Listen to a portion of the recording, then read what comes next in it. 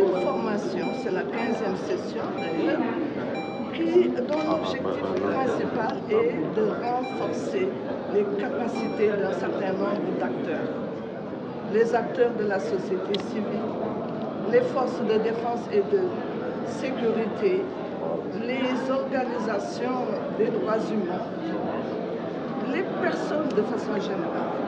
Il est question de leur faire une formation sur les instruments juridiques qui organisent les élections et sur les grands principes qui fondent les droits humains.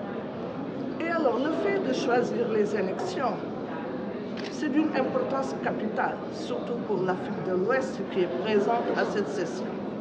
Parce que nous avons remarqué beaucoup de dysfonctionnements dans le processus électoral, avec des violations plus ou moins graves des droits humains.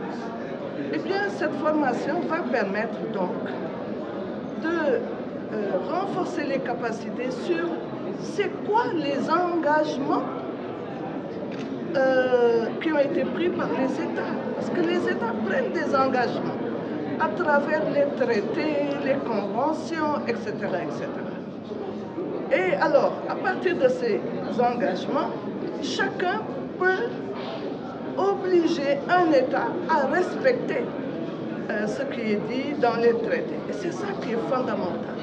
Savoir les grands principes des droits humains, connaître les instruments qui fondent le droit électoral et amener la société civile, les citoyens, les forces de défense et de sécurité, tout le monde à faire respecter ces droits.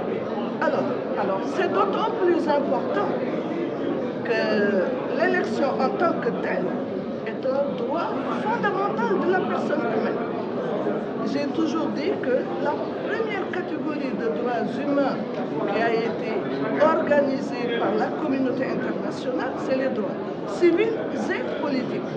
Donc, le fait de se pencher sur ça, eh bien, ça va aider à propager les grandes règles, les grands principes qui vont permettre la promotion du respect des droits humains dans le cadre de l'élection, un peu partout.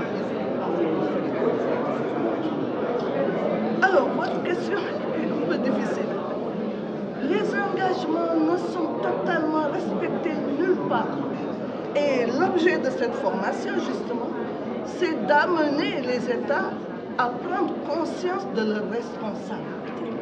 Parce que les instruments juridiques, les grands principes, bien, font savoir aux États que ce que les acteurs demandent, c'est exigible parce qu'ils sont responsables.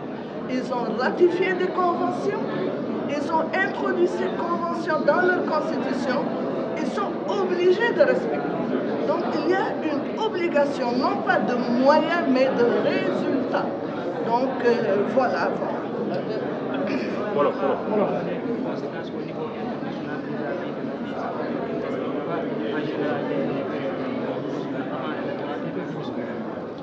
Mais c'est l'objet de la formation, justement, c'est que chaque